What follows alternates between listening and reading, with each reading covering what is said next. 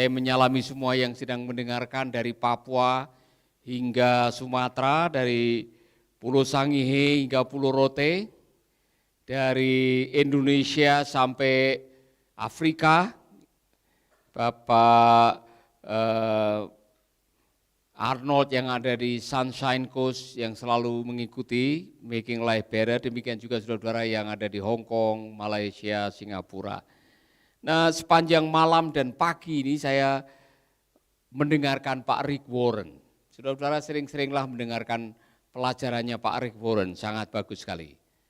Dan salah satu seri yang dibawakan adalah mengenai hidup bahagia. Hidup dengan sukacita. Dan dia merekomendasikan kalau mau belajar hidup bahagia, belajar dari kitab Filipi. Karena di dalam kitab Filipi minimal ada 6 kali kalimat bersukacitalah. Bersukacitalah. Nah saudara-saudara, kitab Filipi itu ditulis waktu Rasul Paulus di penjara, kakinya dibelenggu, umurnya sudah tua, menderita kanker mata, dalam keadaan kedinginan, dan dia sudah menjelang ajalnya, tapi masih bisa menulis sebuah surat yang nadanya penuh dengan sukacita. Makanya untuk khotbah saya beberapa kali ke depan, beberapa khotbah saya nanti akan berfokus pada kitab Filipi. Mungkin dari pasal ke pasal supaya saudara memahami betapa luar biasanya. Filipi pasal 1, ayat yang ketiga. Aku mengucap syukur kepada Allahku setiap kali aku mengingat kamu. Setiap kali aku berdoa untuk kamu semua, aku selalu berdoa dengan sukacita. Saudara doa dengan sukacita? Apa yang membuat saudara berdoa dengan sukacita? Apa yang membuat saudara bisa berdoa dengan sukacita? Ingatan. Anda mengingat siapa yang Anda doakan. Saudara mengingat masa depan dari doa saudara seperti apa. Aku mengucap syukur kepada Allahku karena peran sertamu dalam pengabaran Injil mulai dari hari pertama sampai sekarang ini. Mengenai hal ini aku yakin bahwa Ia yang memulai pekerjaan yang baik di antara kamu akan meneruskannya sampai akhirnya selesai pada hari Kristus Yesus. Memang sudah sepatutnya aku berpikir demikian tentang kamu semua, sebab kamu ada di dalam hatiku. Oleh karena kamu semua turut mendapat bagian dalam anugerah yang diberikan kepadaku. Baik pada waktu aku dipenjarakan, maupun pada waktu aku membela dan meneguhkan Injil. Sebab Allah adalah saksiku, betapa aku dengan kasih mesra Kristus Yesus merindukan kamu sekalian. Sehingga kamu dapat memilih apa yang baik, supaya kamu suci dan tak bercacat menjelang hari Kristus. Penuh dengan buah kebenaran yang dikerjakan oleh Kristus Yesus untuk memuliakan dan memuji Allah. Saudara-saudara, kalau Anda ingin menjadi orang yang hidup dengan sukacita, ikutilah jejaknya Rasul Paulus. Nomor 1 apa? Aku mengucap syukur. Saya meneruskan pembahasan yang kemarin. Saya harap saudara masih ingat. Itulah yang dikehendaki oleh Allah. Apa? Mengucap syukur. Dan saya juga menegaskan bahwa bukti nyata bahwa Anda adalah murid Kristus, Anda hidup sesuai dengan perintahnya Kristus. Salah satu dari para perintahnya adalah hidup dengan mengucap syukur. Pertanyaan, bagaimana saya bisa mengucap syukur sementara saya ada di dalam penjara? Rasul Paulus sedang ada di dalam penjara. Dia sedang dalam keadaan susah menurut kacamata dunia. dia sedang dalam keadaan menderita. Tetapi penderitaan, kesusahan, tantangan, pergumulan, persoalan tidak bisa menghentikan kita untuk mengucap syukur. Kenapa? Karena mengucap syukur adalah pilihan kehendak. Aku hendak mengucap syukur. Jadi saudara-saudara, mengucap syukur itu bukan pilihan rasa. Nah, di dalam hatimu ada 3, pikiran, perasaan, dan kehendak. Dan semuanya saling mempengaruhi, terutama nomor 1 pikiran. Pikiranmu menentukan perasaanmu, perasaanmu menentukan kehendakmu. Pertanyaan, bagaimana kita terus aku memilih untuk bersuka cita? Seperti yang dikatakan oleh Daud, this is the day that the Lord has made. I will rejoice. I will. Hari ini harinya Tuhan. Mari kita bersukaria. Dalam bahasa Inggris, this is the day that the Lord has made. I will rejoice. Sukacita itu adalah keputusan. Dan ini yang dilakukan oleh Rasul Paulus, ayat yang ketiga. Atau ayat yang keempat. Setiap kali aku berdoa untuk kamu semua, aku selalu berdoa dengan sukacita. Saudara punya pilihan tiap hari. Mau memilih setiap hari mengucap syukur, atau memilih setiap hari mengeluh, itu adalah keputusan kehendak saudara. Tapi kalau saudara ingin menikmati hidup ini, saya mau mengajak saudara-saudara, biasakan pikiranmu mencari yang terbaik.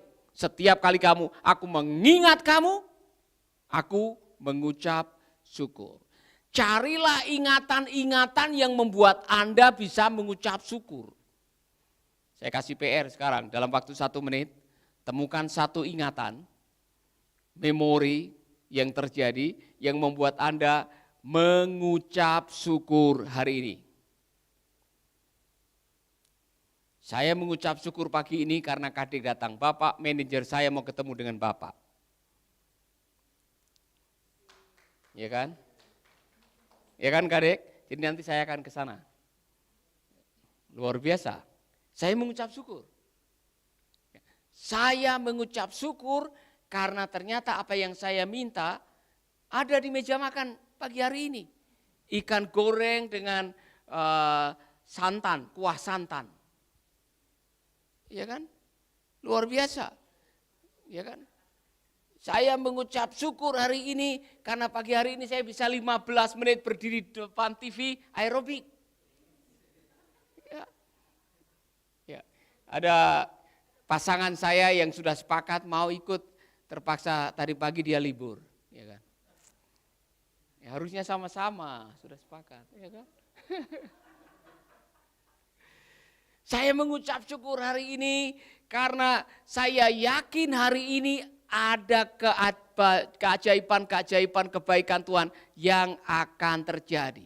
Kemarin baru masuk ke parkiran, tiba-tiba ada orang yang duluan, saya pikir nyari siapa, mau ngasih beras. Nixon bilang beras sudah habis, baru ngomong beras sudah habis.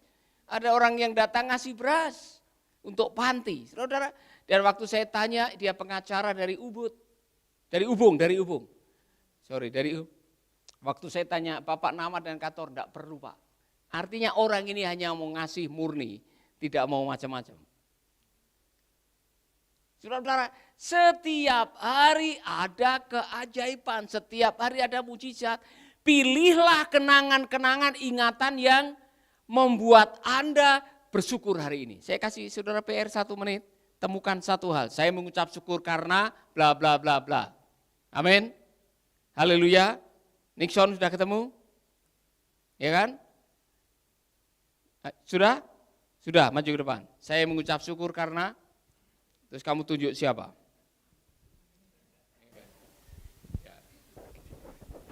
Saya mengucap syukur karena saya masih bisa bangun tadi pagi, saya masih bisa ikut doa pagi, dan saya masih bisa sarapan pagi. Oke, puji Tuhan. pagi ini yang buat saya sangat bersyukur, masih bisa bangun pagi, terus masih bisa kerjakan tugas harian pagi hari ini. Terima kasih. Jadi kamu bersyukur karena ada tugas? Ya, saya bersyukur. Pagi ini saya mengucap syukur karena dapat kabar dari anak saya, skripsinya bisa dilanjutkan dan akan masuk dalam sidang. Itu kabar yang baik. Terima kasih. Siap-siap. Iya, pagi hari ini saya mengucap syukur karena saya masih bisa bangun pagi dan bernafas. Itu yang paling penting. Kemudian saya mengucap syukur karena suami saya masih ada, anak-anak saya masih ada. Ya, saya selalu bersyukur kepada Tuhan karena memang Tuhan itu baik. Bisa bangun pagi itu luar biasa, dibangunin tengah pagi pun luar biasa, ya kan? Jadi bersyukur. Saya punya kesaksian yang luar biasa, yang menjadi sebuah pelajaran. Jadi setiap kesaksian itu kita harus ambil hikmahnya ya, pelajarannya. Jadi berapa 2 minggu lalu saya, langsung duduk. 2 minggu lalu cincin kawin saya ini, cincin kawin ini lepas, berliannya 1 di sini ya. Lumayan, itu modelnya kotak, saya bawalah ke The Palace. Saya belinya di Litama tapi bawa ke The Palace. Di The Palace dia bilang, Bu kita nggak bisa, kita nggak melakukan servis dan lain sebagainya, bawa aja ke Litama. Saya memang langganan di Litama tapi saya mau pindah nih langganannya, saya mau di langganan di kamu, saya bilang gitu. Tolong dong diganti, ini ada 1 nih bolong ya, waktu saya pakai, aduh bolong, kaget. Memang kepentok terus bolong ya. Saya pikir jatuh, sudah hilang. Nah ini kalau mau diganti, terus dia bilang ini susah nih karena dia agak kotak dan besar. Kalau bundar kecil-kecil tuh gampang ya kan. Saya dalam hati, waduh ya udahlah kalau bolong kan jelek, kelihatan gede bolongnya jelek ya. Terus saudara bisa lihat ya, kayak baru. Jadi saya masukkan ke Litama. Saya bilang, Mbak ini hilang nih 1, cariin dong yang pas dengan lubangnya supaya bisa ini. Pulang dari situ saya mikir, ya Tuhan lagi renovasi, lagi pengeluaran banyak, lagi beli ini itu kemarin, bolong lagi. Ini paling sedikit nih 10 juta nih, bakalan paling sedikit 10 juta saya bayar nih untuk yang lubang ini kan. Saya pikir, itu baru di dalam hati aja, dalam pikiran aja. Nggak minta juga sama Tuhan, saya hanya cuma bilang aduh banyak pengeluarannya gitu. Tambah lagi ini pakai hilang lagi, saya pakai hilang lagi dia gitu ya. Udah kesana mbaknya nggak ada, yang biasa tangani saya itu mbaknya nggak ada. Jadi titiplah, saya titip nanti kasih Mbak Eni ya bla bla bla. Terus besoknya saya masih di jalan sama Bu Rina juga kaget, saya yang isinya Bu ini gitu, saya yang isinya tuh bahasa saya, puji Tuhan, astungkare, puji Tuhan, astungkare. Bu Rida tuh bingung, ini ibu kenapa gitu ya. Saya ditelepon sama Mbak Eninya itu, Bu saya ini loh, ini bolongnya ini tak keker-keker katanya ya, tak cek-cek keker-keker ini terus cari model berliannya ini tuh nggak ada. Terus saya keker-keker di dalam, loh berliannya tuh nggak hilang, ada di dalam, ada di dalam cincin, di rongga cincin. Jadi dia kepentok terus dia masuk gitu ya. Saya dalam hati saya bukan bagaimana itu ditemukan, dalam hati saya bagaimana anak ini atau orang ini, si Mbak ini bisa jujur kepada saya. Kan dia bisa aja bilang, ini udah tak cari Bu, pas 10 juta dong gitu kan. Dia dapat duit tuh banyak. Saya nggak pikir itu. Yang saya pikirkan bagaimana Roh Kudus ya kan mengerjakan hati seseorang, menguasai hati seseorang, dan orang itu nggak bisa bohong. Nggak bisa bohong sama kita. Jadi saya melihat bagaimana kita sebagai anak Tuhan yang spesial, kita melihat di waktu yang sama saya seperti aduh Tuhan gitu kan. Waktu yang sama Tuhan menggerakkan atau menguasai hati orang untuk memenuhi kebutuhan saya. Jadi Roh Kudus itu ada saudara, Roh Kudus itu hidup, dia ada. Saya belajar betul-betul luar biasa karena memang hidup dalam Tuhan itu indah, kita nggak pernah dikecewakan. Yang bisa mengatur semua-muanya itu adalah Tuhan, bukan orang lain, tidak ada. Bukan karena si Mbak Eni itu orang baik atau Mbak Eni itu bagaimana, tapi hatinya, pikirannya sudah dikuasai Roh Kudus untuk menolong saya. Jadi saya waktu benerin ini nggak bayar saudara. Nggak bayar, tapi saya kan tahu diri ya, daripada saya bayar 5 juta, 10 juta, mendingan saya bayar dia 500.000. Saya bilang Mbak, saya menghargai, terima kasih udah menemukan batu berlian saya, udah dipasang cincinnya udah bagus, udah diservis dan lain sebagainya. Jadi saya terima kasih, saya kasih 500.000. Dia senang sekali. Dan dia nggak serakah. Ada beberapa temennya dibagi-bagi. Bu, saya bagi-bagi bu, seorang 100.000 katanya. Ya ampun, saya bilang orang ini baik sekali. Nah, Bapak Ibu saya belajar ya, orang aja yang kadang-kadang nggak kenal Tuhan Yesus aja baik loh. Kita yang kenal Tuhan Yesus, yang percaya Dia, sebaiknya kita betul-betul menjadi berkat buat orang lain. Dia kaget kalau saya ada apa-apa selalu bilang sama orang, puji Tuhan, puji Tuhan. Mereka tuh ngelihat saya, Kristen ya? Iya, astungkare. Jadi keep going, percaya kepada Tuhan, perhatikan hidupmu, Tuhan selalu membawa engkau di tempat yang sangat baik. Jadi setiap hari ada bersyukur Pak Paulus? Ada. Amin, benar. Bersyukur. Nah saudara-saudara, ada beberapa pelajaran yang luar biasa dari kitab Filipi mengenai sukacita. Satu, sukacita adalah keputusan kehendak. Saya ulangi lagi, keputusan kehendak. Kehendak siapa? Yang memutuskan Anda untuk bersukacita itu kehendakmu atau mertuamu? Ya kan? Dengar baik-baik, Anda mau bersukacita atau tidak bersukacita, itu pilihan kehendak Anda. Kalau Anda memutuskan walaupun di penjara seperti Rasul Paulus mengatakan, meskipun aku sedang menderita di penjara, aku putuskan untuk apa? Bersukacita. Maka nanti saudara akan menemukan, rejoice in the Lord always, bersukacitalah. Sekali lagi aku katakan, bersukacitalah. Jadi nomor satu, sukacita adalah pilihan kehendak. Kehendak datang dari mana? Dari pikiran. Jadi kalau pikiran Anda memikirkan yang baik, yang mulia, yang positif, yang optimis, Anda pasti akan bahagia. Ini contoh, nanti saudara membaca ayat-ayat berikutnya, kesaksian Rasul Paulus di dalam penjara. Mengapa dia bersukacita? Dengar, aku menghendaki, ayat 12. Saudara-saudara, supaya kamu tahu bahwa apa yang terjadi atasku ini justru telah menyebabkan kemajuan Injil. Sehingga telah jelas bagi seluruh istana dan semua orang lain bahwa aku dipenjarakan karena Kristus. Buat Rasul Paulus, penjara bukan halangan untuk bersukacita. Apa artinya? Kalau Anda mau bersukacita, milikilah sebuah cara berpikir yang maju, cara berpikir yang positif. Walaupun di penjara, no problem. Karena justru di penjara, istana mendengar Injil. Banyak orang mendengarkan Injil. Apa artinya? Saudara-saudara, kalau ingin bersukacita, yang kedua, buatlah kebiasaan. Karena sukacita bukan hanya keputusan kehendak, sukacita adalah keputusan untuk Anda membiasakan diri.